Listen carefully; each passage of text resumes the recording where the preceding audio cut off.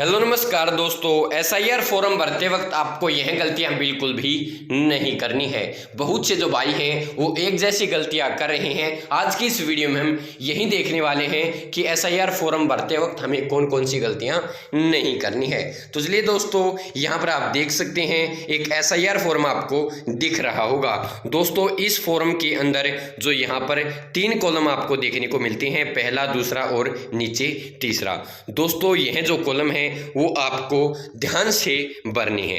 पहला जो कॉलम है उसमें आपको उस व्यक्ति की डिटेल भरनी है जिसका खुद का 2002 की वोटर लिस्ट में नाम है। यानी यह जो पहला कॉलम है ये उस व्यक्ति को फिल करना है जिसका खुद का 2002 वोटर लिस्ट में नाम है। अगर 2002 की वोटर लिस्ट में आपका खुद का नाम नहीं है, आप अपने पिता का रिकॉर्ड लिख रहे हैं अपने लिए या फिर अपनी माता का, दादा का, दादी का, तो इस कॉलम में आपको डिटेल फिल करनी होगी। इस वाले कॉलम में आपको डिटेल लिखनी है। महिला के केस में अगर खुद का नाम नहीं है तो उसके खुद के माता पिता का रिकॉर्ड लिखा जाएगा, माता या पिता का, वो यहां पर आपको लिखना है। ये जो कॉलम है बिल्कुल छोड़ देना है अगर आपका खुद का 2002 की लिस्ट में नाम नहीं है। अगर 2002 की लिस्ट में आपका खुद का नाम है फिर आपको यह कॉलम फिल करना है, यह बिल्कुल भी फिल नहीं करना है। अब दोस्तों, नीचे जो कॉलम है जिसमें जन्म तिथि, आधार कार्ड, मोबाइल नंबर, पिता माता का नाम, पति पत्नी का नाम, यह कॉलम सभी के लिए एक जैसा है। यानी खुद की यहां पर आपको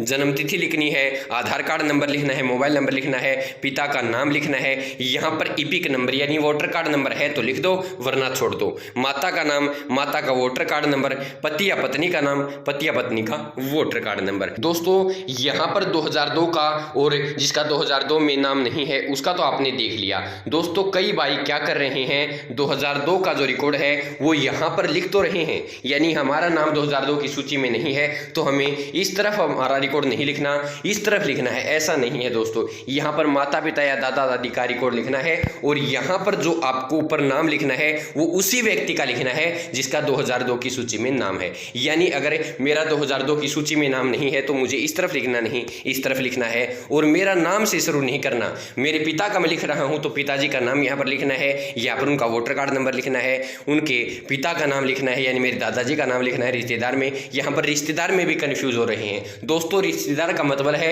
आपके पिता या आपके पति। यानी 2002 की सूची में ऊपर जब आप देखेंगे तो रिश्तेदार का ही नाम आपको देखने को मिलेगा। जैसे मेरा नाम अगर 2002 की सूची में है तो मेरे पिता का नाम रिश्तेदार की कॉलम में देखने को मिलेगा। अगर महिला का केस है तो उसके पति का नाम देखने को मिलेगा। तो दोस्तों, 2002 की सूची में जिस प्रकार नाम लिखा हुआ है उस प्रकार आपके पिताजी का यहां पर आपको नाम लिखना है, उनका वोटर कार्ड नंबर लिखा हुआ है, ईपिक नंबर लिखा हुआ है तो ही आपको लिखना है, वरना खाली छोड़ देना है। रिश्तेदार के नाम में आपके दादाजी का या आपके पति का जो नाम लिखा हुआ है 2002 की सूची में बिल्कुल सेम टू सेम यहां पर आपको लिखना है। संबंध लिखना है, जिला लिखना है, राज्य लिखना है, विधानसभा लिखनी है। उस सूची में जो है पुराने वाली वही लिखनी है। यहां पर उसकी संख्या, भाग संख्या, क्रमांक संख्या, वो डिटेल आपको सेम टू सेम उस सूची से ही लिखनी है, अलग नहीं लिखनी है। जन्म तिथि जो आपके डॉक्यूमेंट्स में है वही लिखनी है, गलत नहीं लिखनी है। अब अगर आपके पास एज प्रूफ कोई डॉक्यूमेंट है, वैलिड डॉक्यूमेंट है और उसमें आपकी जन्म तिथि ओके है तो वही आपको यहां पर लिखनी है।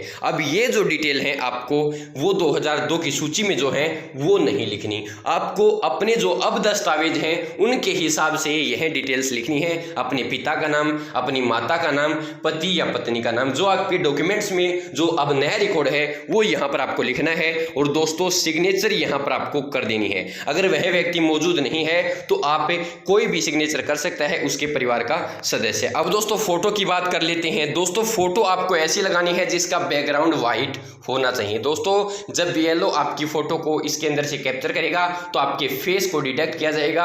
अगर फेस ही साफ नहीं होगा तो दिक्कत आएगी। इसके अलावा जो फोटो का बैकग्राउंड है वो तो आपको सफेद रखना ही है। और जो आपके कपड़े हैं उसके अंदर कोई लोगो नहीं होना चाहिए, किसी प्रकार का लोगो न हो। साफ फोटो होनी चाहिए दोस्तों, व्हाइट बैकग्राउंड की।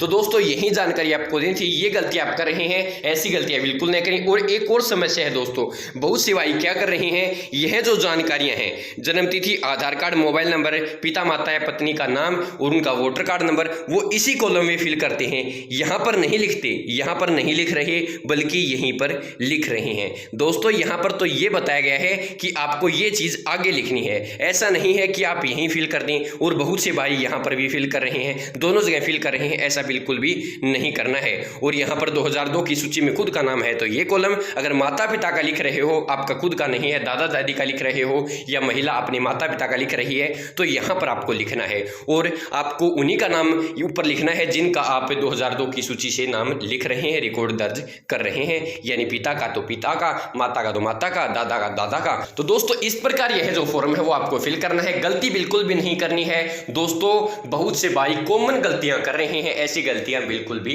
न करें। साफ सुथरा फॉर्म भरें, समझ कर फॉर्म भरें, गलत फॉर्म फिल न करें। तो धन्यवाद दोस्तों, यही जानकारी, यही अपडेट आपको देनी थी। अगर जानकारी में आपको कोई कमी लगी हो तो उसके लिए मैं दिल से माफी चाहता हूं। आगे से आपको और भी अच्छी और बेहतरीन वीडियो देखने के लिए मिल जाएगी। धन्यवाद दोस्तों, जय हिंद, जय भारत, जय हरियाणा, जय जवान जय किसान। धन्यवाद मेरे प्यारे दोस्तों।